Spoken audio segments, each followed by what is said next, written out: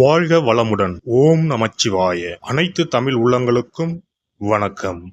12 மாதங்களை கொண்ட தமிழ் ஆண்டின் 2ஆம் மாதம்தான் வைகாசி மாதம். வைகாசி மாதத்தில் சூரியன் ரிஷபராசியில் பயணம் செய்வதால் ரிஷப மாதம் என்று அழைக்கப்படுகிறது.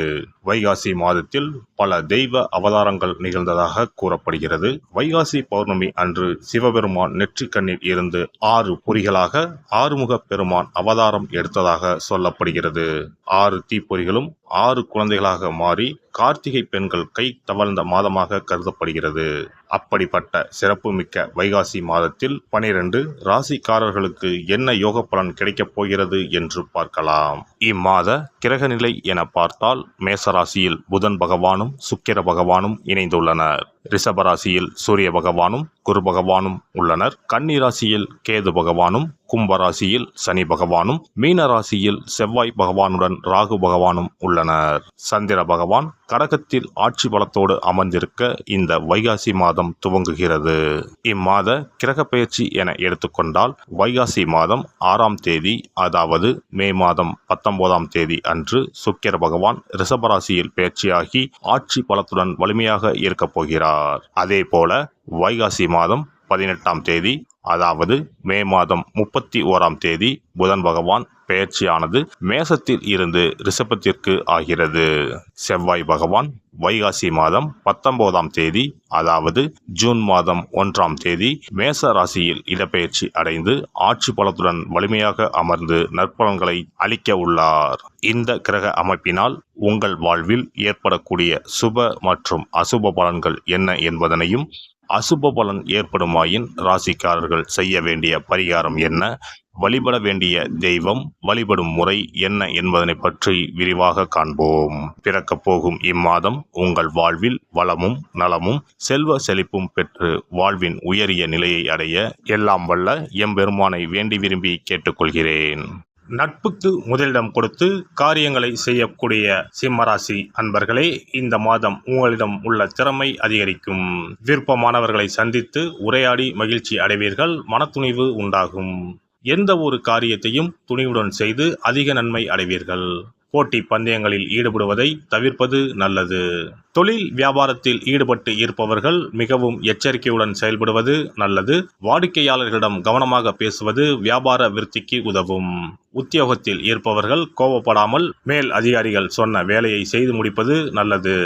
சக ஊழியர்கள் பேச்சை கேட்டு நடப்பதை தவிர்ப்பது நன்மை தருவதாக இருக்கும். புதன் பகவான் சஞ்சாரத்தால் கணவன் மனைவி நெருக்கம் அதிகரிக்கும். ஆனால் வாக்குவாதங்களை தவிர்ப்பது நல்லது. உறவினர்களுடன் பேசும்போது நிதானத்தை கடைபிடிப்பது நல்லது. பிள்ளைகள் நலனில் அக்கறை செலுத்துவீர்கள். பெண்களுக்கு மனதில் இருந்த பயம் நீங்கி துணிவு உண்டாகும். வீண் வாக்குவாதங்களை தவிர்ப்பது நல்லது. கலைத்துறையினருக்கு தங்கு தடையின்றி புதிய வாய்ப்புகள் பெறலாம். புகழ் பாராட்டுகள் வந்து சேரும். நற்பெயர் எடுப்பதற்கு உண்டான சூழ்நிலைகள் உருவாகும். எதிர்பார்த்த உதவிகள் வந்து சேரும். அரசியலில் உள்ளவர்களுக்கு நல்ல பலன்கள் கிடைத்தாலும் அதே நேரத்தில் விழிப்புடன் செயல்படுவதும் நன்மை தரும். இழுபறியாக இருந்த சில காரியங்கள் நன்றாக நடந்து முடியும். கையிருப்பு கூடும். மாணவர்களுக்கு கவனமாக பாடங்களை படிப்பது நன்மை தரும். அடுத்தவர்களுக்கு ஆதரவாக செயல்படும் போது கவனம் தேவை. நட்சத்திர பலன்கள். மகம் நட்சத்திரம். இந்த மாதம் சுறுசுறுப்பு குறையும். யோகா செய்வதால் அந்த குறைபாடு நீங்கும். மனநிலை சீராக இருக்கும். மக்கள் நலம் சிறப்பாக இருக்கும். பெற்றோர் நலத்தில் அக்கறை செலுத்த வேண்டியிருக்கும். கலைத்துறையினர் சிறப்பு பெறுவார்கள். பூரம் நட்சத்திரம். இந்த மாதம் வெளிநாட்டு பயணம் ஆதாயம் தரும். ஓரிரு பெரியவர்கள் எதிர்பாராத வகையில் சன்மானம் வழங்குவார்கள். மருத்துவர்களும் பேராசிரியர்களும் விஞ்ஞானிகளுக்கும் ஏற்ற காலகட்டம் இது. புதிய முயற்சிகளில் ஈடுபடலாம். பொருளாதார சூழ்நிலைகள் செழிப்பாக மாறும். ஏழைகள் மீது கருணை கொண்டு உதவிகள் செய்தால் இறைவனின் அருள் உங்களுக்கு கிட்டும். உத்திரம் 1ஆம் பாதம். இந்த மாதம் ஆற்றலும் ஐஸ்வர்யமும் கூடும். துணிவும் தன்னம்பிக்கையும் உள்ளவர்கள் உங்கள் முயற்சிகளில் வெற்றி காண்பீர்கள். அதன் மூலம் சாதனைகளை துணிந்து செய்வீர்கள். மாணவர்களுக்கு உற்சாகமான மாதம். வேலை மாற்றம் சம்பந்தப்பட்ட விஷயங்கள் அனுகூலமாகும். ஊதிய உயர்வுடன் கூடிய பணிமாற்றம் உண்டு. வெளிநாட்டில் பணிபுரியும் அன்பர்களுக்கு அரசு அனுகூலம் உண்டு. வியாபாரிகளுக்கு புதிய திட்டங்களை செயல்படுத்திக் கொள்ள சிறப்பான சந்தர்ப்பம் அமையும். விநாயக பெருமானை அருகம்புல்லால் அர்ச்சனை செய்து வழிபடுவது தடைப்பட்ட காரியங்களில் இருந்த தடை நீங்கும், செல்வம் சேரும். சிறப்பு தொகுப்பு. இனி வரவே வராது என நினைத்த பணம் திரும்பி வருவதற்கு இதை மட்டும் செய்தால் போதும். நாம் கஷ்டப்பட்டு சேர்த்த அல்லது சம்பாதித்த பணத்தை யாரையாவது நம்பியோ அல்லது அவர்களுக்கு உதவி செய்வதற்காகவோ கொடுத்து ஏமாந்து இருக்கலாம். அப்படி இழந்த பணத்தை திரும்ப இனி வரவே வராது என நினைத்த பணத்தை கூட சில எளிய தாந்திரீக பரிகாரங்களை முறையாக செய்தால் திரும்ப பெற முடியும். இழந்த சொத்து, இழந்த பணம் மற்றும் நகை ஆகியவற்றை திரும்ப வீடு தேடி வர வைப்பதற்கான எளிய பரிகார முறைகள் பற்றி இங்கே தெரிந்து கொள்வோம். இந்த 2 முறைகளில் எந்த முறை நமக்கு எளிமையானதோ அதை செய்து பயன்பெறலாம். வாங்கிய பணத்தை திருப்பி கொடுக்க முடியாமல் கடன் தொல்லையால் அவதிப்படுபவரை போல் பணத்தை கொடுத்துவிட்டு அதை திரும்பி வாங்க முடியாமல் தவிப்பவர்கள் அதிகம் இருக்கத்தான் செய்கிறார்கள். யாராவது அவசரம் என பண உதவி கேட்கும்போது நட்பின் அடிப்படையிலோ அல்லது இருக்கப்பட்ட சிலர் பணம் கொடுத்திருப்பார்கள். ஆனால் பணம் வாங்கிய நபரோ அந்த பணத்தை திருப்பி தராமல் இழுத்தடிக்கலாம். பணம் தர வேண்டிய நபருக்கு சூழ்நிலை காரணமாக பணம் வராமல் உங்களுக்கு திருப்பி தர முடியாமல் இருக்கலாம். அல்லது அந்த நபர் பணத்தை திருப்பி தரும் எண்ணமே இல்லாமல் இருக்கலாம்.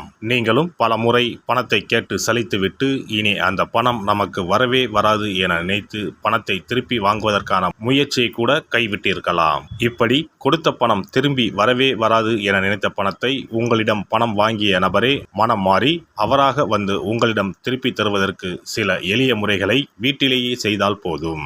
பரிகாரம் 1. கற்பூரம் ஒன்றை ஏற்றி அது எரியும் சுடரின் மீது இரும்பு கலந்த ஏதாவது ஒரு தட்டினை காட்ட வேண்டும். இப்படி காட்டும்போது அந்த தட்டில் கரி படலம் ஒன்று உருவாகும். இந்த கரியை உங்களின் வலதுபுற நடுவிரலில் எடுத்து ஒரு தெளிவான வெள்ளை காகிதத்தில் உங்களுக்கு பணம் கொடுக்க வேண்டிய நபரின் பெயரை எழுதி கொள்ளுங்கள். பிறகு அந்த பேப்பரை சிறியதாக மடித்து உள்ளங்கையில் வைத்துக்கொண்டு உங்களுக்கு பணம் கொடுக்க வேண்டிய அந்த நபரின் முகத்தை மனதில் நினைத்து கொண்டு அவர் உங்களுக்கு பணம் கொடுத்து விட்டதாகவும் உங்களுக்கு வரவேண்டிய பணம் அனைத்தும் வந்துவிட்டதாகவும் நினைத்து கொள்ளுங்கள். அந்த நபரின் பெயர் எழுதிய காகிதத்தை வீட்டின் பூஜை அறையில் வைத்து விடுங்கள். பிறகு அதை ஆற்றில் போட்டு விடலாம். பரிகாரம் 2. ஒரு சிறிய கிண்ணத்தில் மஞ்சளை தண்ணீர் கரைத்து எடுத்துக்கொள்ளுங்கள். ஒரு குச்சியால் அந்த மஞ்சளை தொட்டு வெள்ளை காகிதத்தில் பணம் தர வேண்டிய நபரின் பெயரை எழுதி கொள்ளுங்கள். ஓம் ஸ்ரீ கார்த்த வீர்யாஜுனாய நமக என்ற மந்திரத்தை 27 முறை சொல்லி பணம் கொடுக்க வேண்டிய நபர் உங்களுக்கு தர வேண்டிய பணம் அனைத்தையும் கொடுத்து விட்டதாக நினைத்து வேண்டிக் கொண்டு அந்த காகிதத்தை சுற்றி வெள்ளை நூலால் கட்டிவிட வேண்டும். பிறகு அந்த காகிதத்தை ஆற்றிலோ கடலிலோ போட்டுவிட வேண்டும். இந்த 2 முறைகளில் யாருக்கு எது வசதியோ அந்த முறையில் பரிகாரத்தை செய்யலாம். ஏதாவது ஒரு முறையை பின்பற்றினால் போதும். 2 முறைகளிலும் செய்ய வேண்டியது கிடையாது. இந்த பரிகாரத்தை தெற்கு நோக்கி அமர்ந்து செய்ய வேண்டும். இந்த பரிகாரத்தை நம்பிக்கையுடன் தொடர்ந்து செய்து வந்தால் கண்டிப்பாக வராது என நினைத்த பணம் விரைவில் உங்களின் வீடு தேடி வரும்.